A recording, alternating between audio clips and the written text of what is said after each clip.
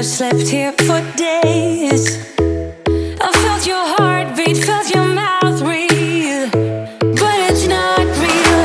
We were close to see the sun, but clouds got in our way, and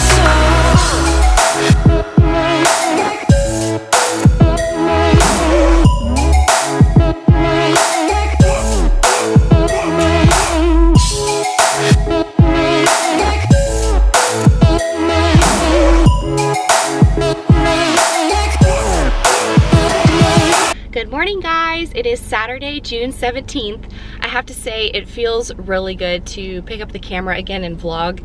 It's been over a week since I've actually vlogged. It's actually been almost 2 weeks, I think. So it just feels really good to pick up the camera and to be back. I do miss vlogging because it is so much fun, but like I said, with my current schedule and my promotion at work, it's just been really difficult to pick up the camera and carry it around with me all day, or even to carry it around with me on multiple days.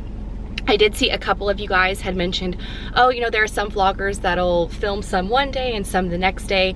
I've tried that before and I found that it just does not look cohesive at all because I tend to be in different moods just throughout the days. So I feel like you can tell when I filmed one day and when I filmed another day because I'm just kind of different each day. So that's why I like to film one full day so that the theme and my mood and my attitude is all cohesive. It's a really great day, even though, as you guys can see, it's cloudy and it also looks like it might rain. It was raining a little bit this morning, but it is 8:15 right now. I'm actually headed to the Woodlands because I have a junior league meeting. I was placed in a committee since I finished my provisional year last year. I was placed in the literacy ladder committee, which is so perfect because it's all about reading and how important literacy is and books. And we have this literacy carnival in October where we host this huge event in the Houston area where kids can come and hang out and get their faces painted, and they get to take home 1 or 2 free books with them. So it's just a way to promote literacy, to promote reading, especially since so many of us sit in front of screens all the time.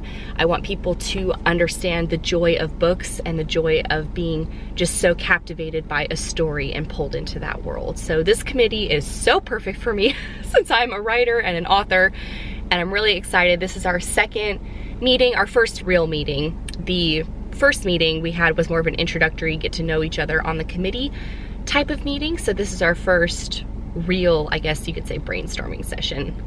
So I'm heading there to do that. That starts at 9 o'clock, and then I am meeting with one of my really good friends, Bethany. I haven't seen her since January, I don't think. So it's been 5 or 6 months, which is absolutely insane. So she and I are just gonna meet up at a little shopping center, maybe get some lunch, have a drink or two, catch up. So that's kind of my plan for today. And then I will eventually come back home and work on some stuff, some writing stuff. But I figured since I've got some things to do today, I wanted to take you guys along with me. So let's go. We have a little deer friend. Hello, deer friend. She's hanging out. So cool. It is now 10:30, actually in line for Starbucks because I desperately need a green tea, and it's 86 degrees outside. Ew. Oh, this is giving me life right now. My apologies. I feel like this whole vlog so far has taken place in my car, but lots of driving. We all know Texas is huge, especially Houston, so I'm always driving like 20 or 30 minutes to get anywhere around here. But I got here a little bit early. I'm at Torchy's Tacos. I'm sitting in the parking lot, but I do have a couple of phone calls that I need to make. I totally forgot to mention that if you guys have not watched this past Monday's video, I did reveal the cover for Shadow Crown, and I actually was tagged by Mandy Lynn in the AuthorTube Work in Progress tag. So I completed that tag and kind of filled you guys in a little bit more on Shadow Crown and that whole dark fantasy series, what it's about, where I got the idea from it. So make sure if you have not watched that video and you want to learn more about this new dark fantasy series, make sure to go check that out. I will leave it linked down below. The junior league meeting went really well. I'm so excited for all of the activities and events that we will have going on. this year, I can't wait. Our big event is in October, which is so cool because I feel like my book comes out in October, and then we have this huge literacy carnival in Houston. So I'm so excited for that, and just for everything else that's going on. But I'm gonna go ahead and make a couple phone calls, do some stuff in my car before Bethany gets here, and then yeah, she and I will be going inside to eat some awesome Mexican food.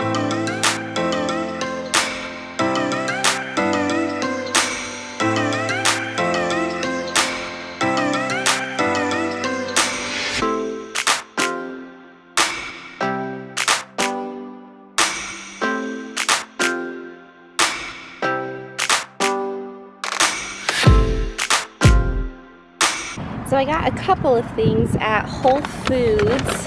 I've been looking for this maca powder to add to my smoothies, so I'm really excited I was able to find that. These super seed crackers are amazing. I have never tried the everything ones. They just sounded really good because I love poppy seed, but these ones, the basil and garlic, I've had so many times and I'm obsessed with them. Such a good alternative to snacking on chips is to just do a super seed cracker.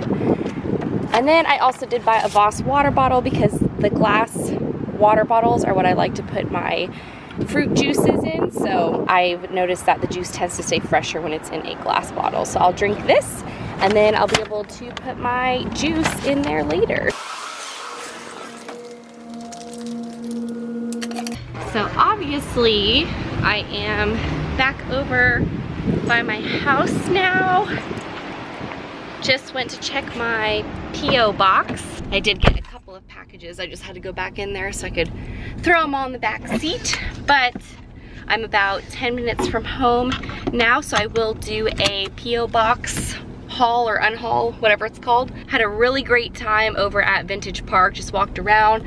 We found a candy store that had saltwater taffy, and when I went to visit my mom in San Francisco in April, I bought saltwater taffy and I've already run out of it. So happy to find this. It's awesome. I am back home now, obviously looking a little bit different and my hair looks a little bit crazy, but it was so hot and windy and humid and just gross when we were walking around. So as soon as I got home, I just went and hopped in the shower and took out my contacts, just took off all my makeup, put my glasses on, put my Darth Vader sweatshirt on, just because I feel like relaxing the rest of the day, and I just felt really gross. That is the one thing I hate about the summers in Houston is it's just so humid, and a lot of the shopping centers here are outside. And I'm like, hey, our weather is not nice enough to have outdoor shopping centers. Why are they all outdoors? But anyways, it was really fun to see Bethany and to just kind of catch up and bop around with her, go shopping. We found this really cute pottery painting place, so I'm hoping that we'll be able to do that on our next kind of girls hangout, girls date. So that would be really fun to paint some stuff. But I am back in my office now and just sitting here going through my planner and my to-do list, and I feel like things are just piling up. So I really want to take advantage of pretty much the rest of this evening to really get through some of these things, flesh a lot of these details out, and just hopefully mark a lot of these things off my to-do list, or at least get them to a point where come Monday I will be able to just mark them off my list, or only have a couple of steps or actionable items that I need to do in order to finish them. So I think that's what I'm going to work on, and then I need to figure out what we're gonna do for dinner. Chicken orzo sounds really good. I almost forgot, I did get some letters and packages in my P.O. box. I got 4, 1 package and 3 letters. So I actually wanted to go ahead and open these on here and kind of do the unhaul or haul, whatever it is, like I said I was going to do. And first I'm going to open up this lovely package.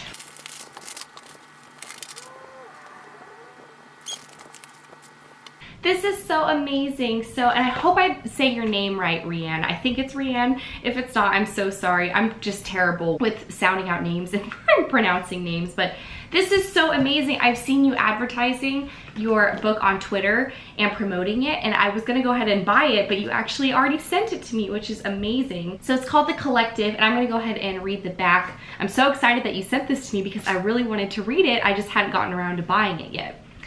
Matilda Gregson never knew a world outside hers existed. That is until Harvey comes along and shows her something beyond her imagination. All that is on Tilly's mind is finishing her dissertation, getting her degree, and spending time with her friends before the end of the school year. But everything changes when she meets Jenny, an agent of a secret society, and nothing prepared either of them for the adventure they are about to endure. Under the pressures of surviving, their friendship grows and they find friends in the most unlikely of places, and betrayal just around the corner. Will they both be able to stop him before he tears Jenny's society to the ground?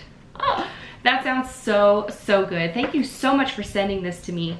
And I am still planning on doing indie author spotlights for some of the books that I have and some of the books that I have found on Amazon that I'm going to purchase. They're just sitting there in my cart. I haven't gotten around to purchasing them yet, but I really do plan on doing an indie author spotlight each month, or maybe once every 2 months or once a quarter. I haven't really quite figured out how I want to do that just yet, but definitely plan on doing it. And just thank you so much, Rianne. I love when I get book mail, and that letter from you was so heartfelt and so sweet. So thank you so much. The next letter I got, it looks like it says from North Wales. Oh, this is from Natalie Roberts, and she sent me her business card, which is so great. And I love these. They're like these little sticky notes or little tabs that you can put in your notebooks or in your books. So I love stuff like this. Thank you so much, Natalie. I will probably use these so fast. I'm gonna read her card real quickly. Thank you so much, Natalie. That is so sweet, and I'm so happy that my videos inspire you, and I really do hope that having them in the background will help you finish your manuscript and really get that out there. And I definitely want to know once your book is published, because I would love to pick it up and read it. I know you said it's nonfiction, but I read a lot of nonfiction, so I would love to read it and to buy it and to support you that way. So thank you so much for this and for all these fun little bookmarky tabs. I'm so excited to use these. All right, the next letter is from Lindsay Boyd in South Carolina.